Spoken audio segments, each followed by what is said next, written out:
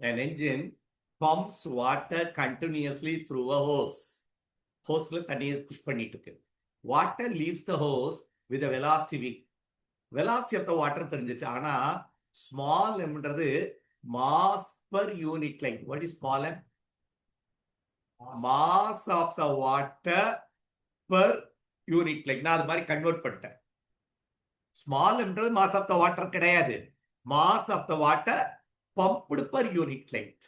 சரியா? What is the rate at which kinetic energy imparted? என்ன kinetic எனர்ஜினா of mv square. Of into mass of the water into v square. இது capital m போடுற, confuse பண்ணிடாத. Capital m. ஆனா அவன் கேட்டது kinetic energy by time. Rate at which the kinetic energy. What is the rate at which kinetic energy is important? அப்ப kinetic energy by time. அப்ப half into இந்த capital m இருக்கிற இடத்துல நம்ம என்ன போட்டுடலாம்? Mass per unit length into length போட்டுடலாமா? Mass per unit length into v square by D.